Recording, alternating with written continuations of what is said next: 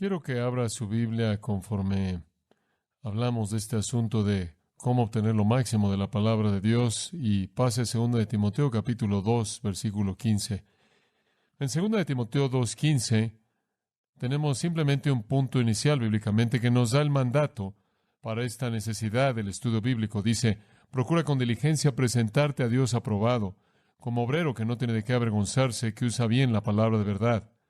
No usar bien la palabra de verdad es traer vergüenza sobre usted mismo. Cuando usted está tratando con la palabra, está tratando con la palabra del Dios vivo. Cuando usted está tratando con Dios, está tratando con alguien que es verdad y en quien no hay farsa. Dios, quien no puede mentir, ha hablado. En la Biblia Dios ha hablado. Él ha hablado de tal manera que Él es entendido. Tenemos la obligación de usar bien la verdad, de usar bien la palabra que Dios ha hablado. Ahora, para hacer eso, para obtener lo máximo de la palabra de Dios, para entender realmente lo que Dios quiso decir por lo que dijo, tenemos que cerrar algunos espacios. El espacio del idioma, eso le da las palabras. El espacio de la cultura le da a usted las costumbres y las frases. El espacio de la geografía crea el escenario en sí en donde se desarrolla algo. Y el espacio de la historia es la trama, qué está sucediendo históricamente en torno a eso. ¿Cuál es el contexto de la historia? He descubierto a lo largo de los años que pasar una máxima cantidad de tiempo en estos asuntos es crucial para todo el entendimiento eficaz de la Biblia.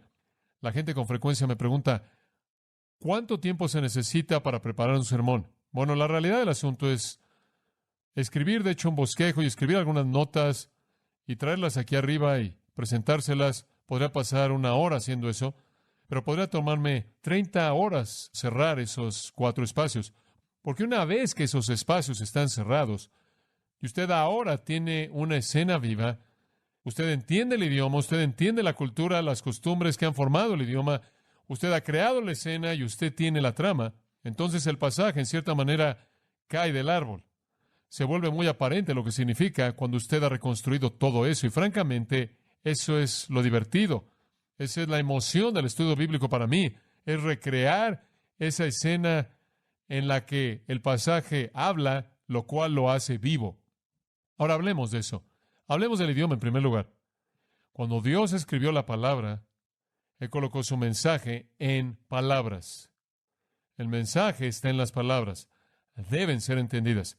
Y debe ser entendido que las palabras originales fueron en hebreo y griego. Y entre mejor entendimiento tengamos del significado de esas palabras originales, mejor entenderemos el pasaje. En la mayoría de los casos, usted puede estar feliz en saber que los traductores de la Escritura han traducido de manera correcta esas palabras.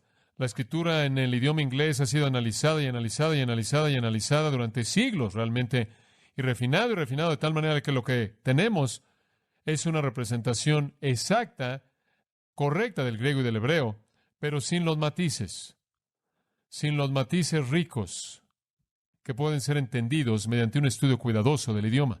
Y entonces lo que yo hago al estudiar la Escritura es estudiar eso. Usted trata con análisis gramatical. Usted trata con desinencias. Eso significa la forma de la palabra. ¿En qué caso está? ¿En qué género está? ¿Es singular? ¿Es plural? ¿Es auristo? ¿Es imperfecto? ¿Es perfecto? Todas esas cosas. Tenemos un problema en la actualidad, ¿sabía usted? Al tratar con gente que les enseña un idioma porque no conocen las partes principales del inglés. No conocen su propio idioma. Saben cómo hablarlo, pero no entienden cómo su idioma es construido. No entienden cómo está integrado. Entonces, cuando usted trata de enseñarles otro idioma, no saben cómo aprender un idioma, a menos de que les dé una cinta de Berlitz, usted sabe, y les diga, aprende hebreo al aprender estas pequeñas frases. Usted no puede hacer eso. Entonces es muy desafiante. Usted tiene que aprender la forma de las palabras, y ese es un gran desafío. Pero tenemos herramientas tremendas en la actualidad para ayudarnos a llegar a esos asuntos, para ayudarnos a entender las palabras y las formas de las palabras. Después está la lexicografía, además de lo que llamamos desinencia, la cual es la forma de las palabras, y la lexicografía es el significado de las palabras. Ahora usted va a hablar de lo que estas palabras significan. Eso lo lleva usted a todo el trasfondo de las palabras, muy rico. Después la sintaxis, sintaxis, la cual es la relación de las palabras, y usted está entrando a entender cómo las palabras se relacionan entre sí. Eso es muy importante. Ese es un espacio que tiene que ser cerrado. Para darle una pequeña ilustración de cómo hago esto, y he estado haciendo esto ahora desde que he estado predicando y enseñando la palabra de Dios. Esto es algo normal para mí. Esto en cierta manera es mi oficio. Comienzo con un cuaderno de notas tamaño carta y entro al pasaje y estudio la parte del idioma original del pasaje en el idioma original del que voy a predicar. Y simplemente trabajo a lo largo de eso hasta que entiendo las palabras, entiendo el significado de las palabras, las formas de las palabras. Usted sabe si tengo que analizarlas para saber en qué caso está o lo que sea el caso de sustantivos, nombres y adjetivos. Y después hay notas por todos lados. Esas notas no son para el público. Ocasionalmente salen por aquí y por allá, pero yo simplemente tacho todo. Y después entro al significado de esas palabras y consulto el significado de las palabras y consulto diferentes materiales para entender los matices del significado y después trabajo en los antecedentes y relaciones y comienzo a conectar esas palabras con el pasaje mismo. Y después tengo un entendimiento entero de lo que el pasaje básicamente está diciendo. Las palabras en sí ahora me son claras. Muy importante. Tratar de entender en el original cuál es el entendimiento más rico que puedo tener de ese pasaje. Eso es trabajar con el idioma. Y ese es el primer proceso que realizo. Comienzo con el idioma original para que pueda entender eso. Ahora, no todos, claro, van a poder hacer eso porque no conocen el idioma. Pero miren, hay tanto material allá afuera para ayudarle, tantas cosas buenas que le van a ayudar a entender lo mejor y lo más rico del idioma. Si alguna vez hubo un tiempo, y debo decirles esto, si alguna vez hubo un tiempo en la historia de la iglesia cuando la gente laica tuvo la capacidad de ser un buen estudiante de la Biblia, es la actualidad, es el día de hoy, debido al volumen del material, debido al mero volumen de material que usted tiene. Si usted no es un buen estudiante de la Biblia, es porque usted no le importa lo suficiente hacerlo, o es porque está comprando las cosas equivocadas. Y para todo el buen material que está allá afuera disponible, para todo buen recurso que está disponible allá afuera, probablemente hay 5 malos. Entonces usted tiene que tener una mente que discierne y tener algo de ayuda en tomar esas decisiones. Pero nunca ha habido un tiempo cuando tuvimos más oportunidad para ser buenos estudiantes de la Escritura, porque nunca han habido más herramientas. En algún punto a lo largo del proceso, mientras que usted está leyendo todos estos buenos libros, escritos por buenas personas cristianas que son útiles para usted, comienza un proceso en donde usted de hecho está estudiando la Biblia y eche mano de algunas herramientas para hacer eso y vuélvase más primario en su estudio bíblico. Bueno, vayamos al segundo punto. Cerrando ese espacio cultural. Lo que quiero decir por cultura es ideologías actuales, pensamiento actual. ¿Cómo pensaban? ¿Cómo pensaban los judíos? ¿Cómo pensaban los griegos?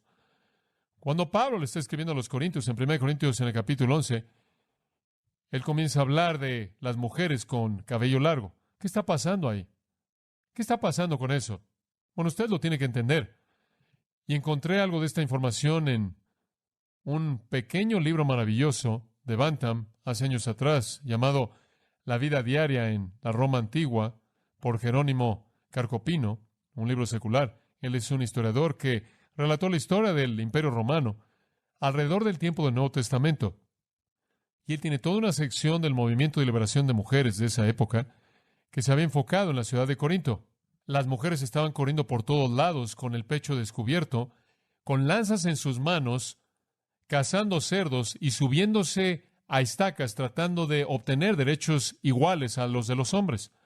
Y Carcopino se mete en todo esto y muestra cómo ese fue todo el trasfondo. Y una de las cosas que estas mujeres hacían al demandar en cierta manera esta liberación, era raparse la cabeza. Con ese tipo de trasfondo, con ese entendimiento de ese tipo de cultura llevándose a cabo. Cuando Pablo habla de que el cabello de una mujer es su gloria, usted entiende algo de eso. Hay varios problemas que han sido presentados en el Evangelio de Juan, capítulo 1, versículo 1. El verbo, donde dice en el principio era el verbo era con Dios y el verbo era Dios. Y todos desearíamos que ese versículo hubiera dicho, Jesús fue Dios y no discutas con esto, ¿verdad? ¿Por qué dijo el verbo era, usted sabe?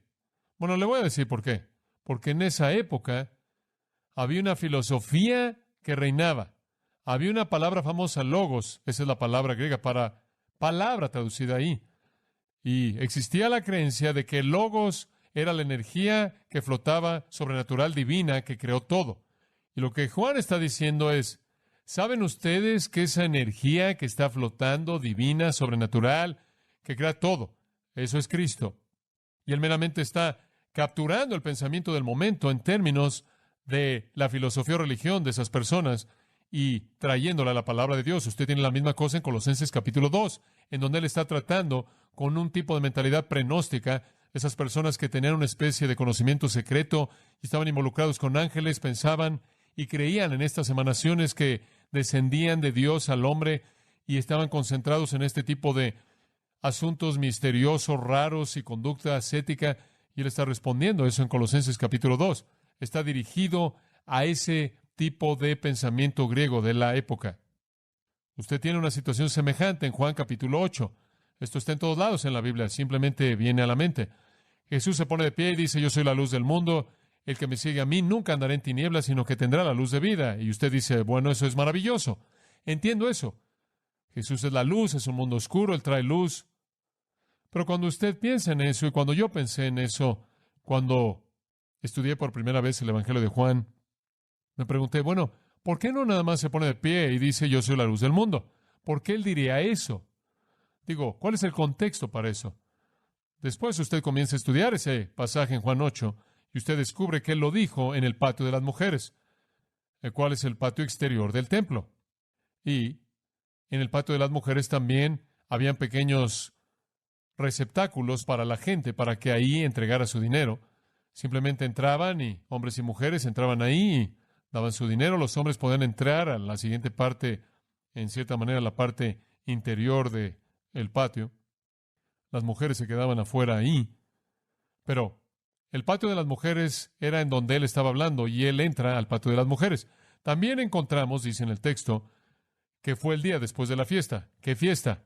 La fiesta de las luces. ¿Qué es la fiesta de las luces? La fiesta de las luces conmemoraba a Dios guiando a los hijos de Israel usando fuego de noche y usando una nube de día. Así es como Él los guió en el desierto. Ellos celebraron eso con la fiesta de las luces durante 8 días. ¿Cómo la celebraban? ¿Sabe usted lo que es una minora? Un candelero de 7 brazos. Colocaban una minora masiva, enorme, en medio del patio que no tenía techo claro. Usted sabe, había entonces una minora de velas múltiples emanando luz ahí de la parte de arriba como un diamante a la mitad de la ciudad de Jerusalén. 8 días estaba encendida esa cosa. 8 días esa minora ardía para celebrar la provisión de Dios de luz en el desierto. El día después de que se apagaba, Jesús entra al patio de las mujeres en donde la minora estaba, pero la minora está apagada. Y él dice, yo soy la luz del mundo, yo no me apago. Y de pronto hay un contexto que da un significado totalmente diferente a eso y cautivó los corazones de la gente. Eso es lidiar, eso es tratar con la cultura, entender los trasfondos. Ahora la geografía es igual de importante. Una de las cosas maravillosas que usted como cristiano puede hacer, si usted tiene la oportunidad, es ir a caminar por la tierra de Israel solo. Va a hacer que la Biblia cobre vida para usted en muchas, muchas maneras. Lo único que tiene que hacer es estar en una tormenta en el mar de Galilea y usted entenderá por qué los discípulos tenían miedo, especialmente si usted está en un pequeño bote. Usted entiende la topografía, la geografía de la tierra, usted entiende la relación de aldeas y villas y ciudades. Usted entiende cómo las batallas eran peleadas y por qué eran peleadas en ciertos valles y en la parte de arriba de ciertos montes, y usted está de pie ahí, y usted ve todo ese escenario frente a usted. Usted entiende por qué Dios ha escogido Megiddo para que sea el lugar de la batalla del Armagedón, el conflicto final de las épocas. Napoleón dijo, es el campo de batalla más grande sobre la faz de la tierra. Si usted está ahí, y usted está de pie ahí, y ve hacia abajo en el monte y ve todo ese lugar, usted puede entender por qué Ese habría sido, en toda la historia antigua, uno de los grandes campos de batalla del mundo. Entender la geografía es muy importante. Si usted entiende, por ejemplo, algo de la geografía de Jerusalén, esa ciudad en la parte de arriba de una planicie, usted entiende que, por ejemplo, usted está leyendo de la muerte de Jesucristo y cómo Él se fue esa noche después de su traición y Él, recuerde usted Judas, recuerde usted, se fue en la última cena, fue para traicionarlo, Jesús se fue, cruzó el valle de Cedrón, subió al monte de los olivos.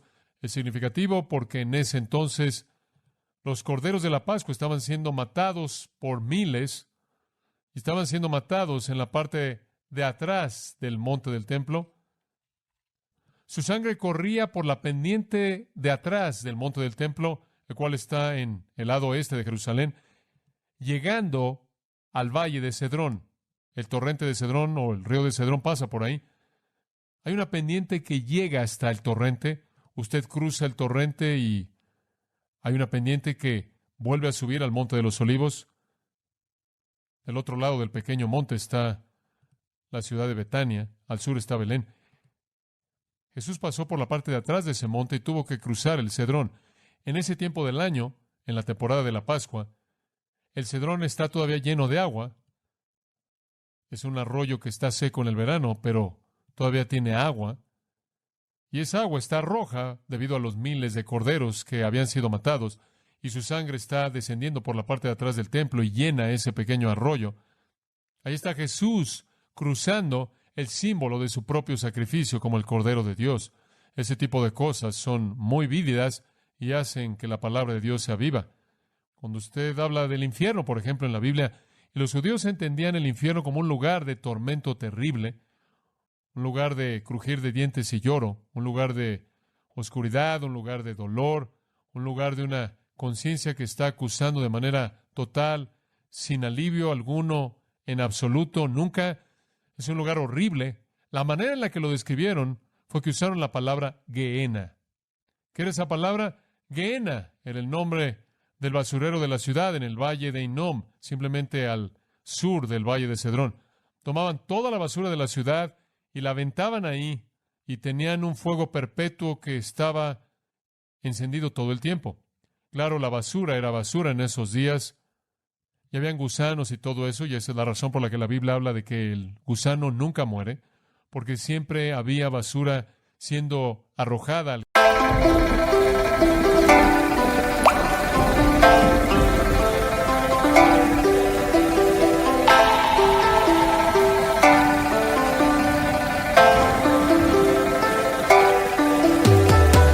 Ca buồn mà cất lời không lên, người đi mất mà nhất thời không quên, lòng u tối dù đất trời không đêm, kể từ khi sống lấy lất đời không em. Đầu quay cuồng trong hơi men, đưa chân về nơi quen, dấu vết chẳng hề phai, và rồi chợt nhận ra và vô tình khơi thêm ký ức bung lơi êm mà đã từng kể vai và ngồi. Chẳng cần thiết phải viết nên sử sách mà lại phải nếm trải chuyện não nề.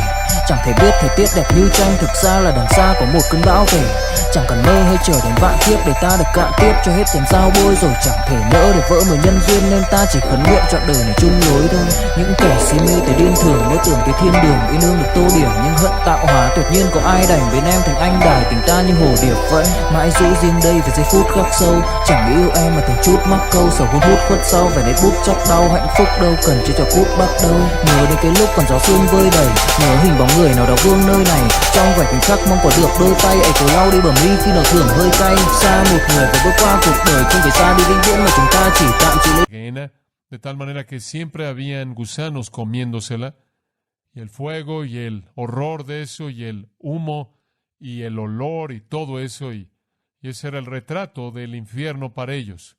Entonces, entender algo de esa geografía es muy importante. Si usted entiende algo de la geografía, inclusive al norte de Galilea, usted entiende gran parte de la riqueza de las historias bíblicas. Usted tiene que cerrar ese espacio en algunos diccionarios y atlas bíblicos.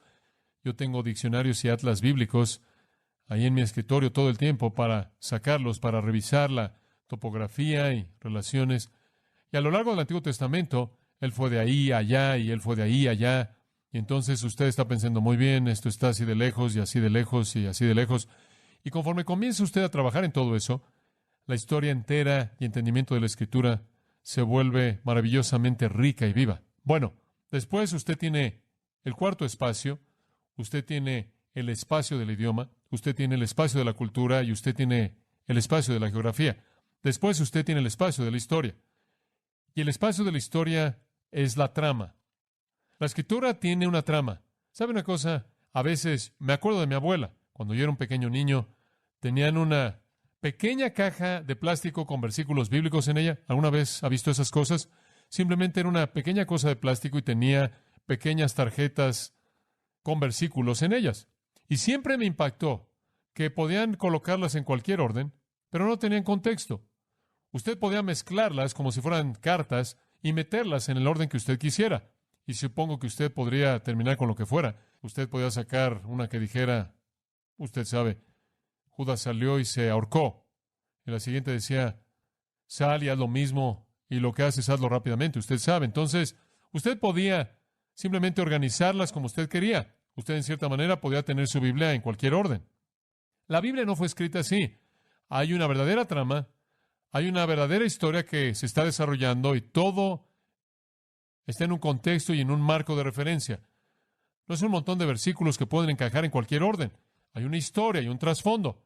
Usted nunca entenderá, por ejemplo, por qué Pilato azotó a Jesús y trató de hacer que los judíos lo soltaran. ¿Por qué peleó tan duro por hacer eso? ¿Por qué él salió y dijo, usted sabe, lavó sus manos y todo lo que pasó y lo halló inocente y todo eso? Khi say anh thường hay nhắc về em, mong khỏa lấp những u tối, khoảnh khắc về đêm nghe lại bài ca ngày xưa cũ. Ta hát về nhau nhớ những giấc mơ ta từng ước, to tát về sau và đó là khi mà anh dần lụy là không làm chủ chính mình. Thấy không gian trở nên tồi tệ, mọi thứ bao phủ chính mình. Em đâu còn như điều anh mơ, anh cũng tự nhủ chính mình. Nhưng mà thôi em, nào ai giỏi mà đủ tính tình, chẳng thể vươn tới được cảnh cao dù anh có nhã ý trèo. Trong cơn say mọi thứ cuồng quay, anh trở thành gã chí phèo. Yêu chân thành là không thay lòng dù em có như thị nở. Ý anh là em như cô tấm, nhìn em như thị nở. Đêm vắng nàng ngón tay xám vàng vì đốt cả bao thuốc lá. Căn phòng chung ký sữa nồng ấm bây giờ sao bút giá. Một thói xấu mà anh đã quen khi em không ở bên lâu. Anh thường ngồi trong một góc tối nhậu suốt cả đêm thâu. Em mang con tim anh đi đâu, khiến anh mù quáng vẫn cô sáng mỗi khi đau. Em mang con tim anh đi đâu, điều gì choáng váng để xứng đáng ướt mi nhau. Em mang con tim anh đi đâu, khiến anh mù. Sin embargo, crucificó a Cristo, a menos de que usted entienda que Pilato ya estaba hasta el cuello en problemas serios con el Imperio Romano, por lo menos debido a 3 errores serios que él había cometido mientras que él había sido gobernador en Palestina. El César romano quería la Pax Romana, él quería paz romana, y todo lo que Pilato seguía haciendo era agitar a estos judíos hostiles y haciéndolos llegar a un punto de explosión y haciendo que se enojaran con Roma, y estaba en aguas profundas, profundas. Y los judíos finalmente jalaron el gatillo y le dijeron, si no lo crucificas, vamos a decirle a César. Fin de la discusión. Si usted entiende el trasfondo, usted entiende por qué eso sucedió como sucedió. Muy, muy importante. Cuando yo estaba estudiando 1 Corintios 12 al 14, estaba tratando de entender lo que los corintios estaban haciendo en el lugar de usar de manera genuina las lenguas y el uso verdadero de los dones espirituales. Obviamente no estaban haciendo lo correcto. Alguien estaba poniéndose de pie, pretendiendo tener un don del Espíritu Santo y maldiciendo a Jesucristo. Ahora sí, de raro era eso. Consulté en la biblioteca años atrás para tratar de encontrar algunas fuentes de material acerca de las religiones de Grecia en el mundo antiguo. Y me encontré con un libro fascinante titulado Las religiones de misterio, escrito por un hombre llamado Angus, A-N-G-U-S, y publicado, nunca olvidaré inclusive la casa de publicaciones, Dover Press en Inglaterra. Este era un libro grueso, el cual desde un punto de vista secular daba la historia de las religiones de misterio en el tiempo del Nuevo Testamento. Y me encontré con un entendimiento de 2 palabras en el idioma griego, entusiasmos y extasia, las cuales son entusiasmo y éxtasis transliteradas en inglés. Y esas eran palabras que definen la naturaleza de la adoración en las religiones de misterio. Trataban de llevar a la gente a la extasia y al entusiasmos. Ambos, en cierta manera, eran estados alterados de conciencia en las que usted caía y hacía cosas raras y anormales.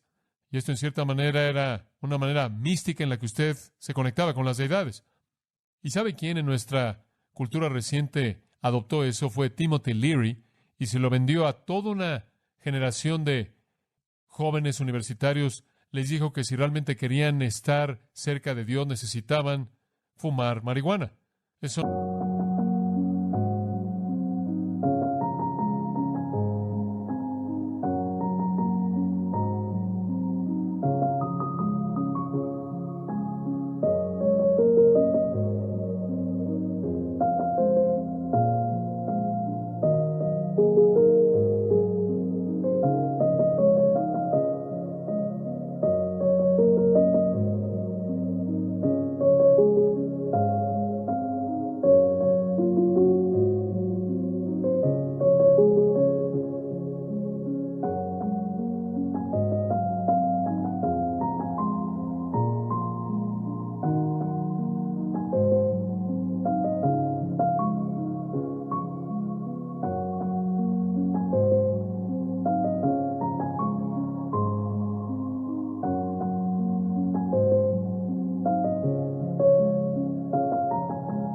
no es nada más que esa misma cosa revisitada. Entonces, supuestamente debe haber una experiencia religiosa.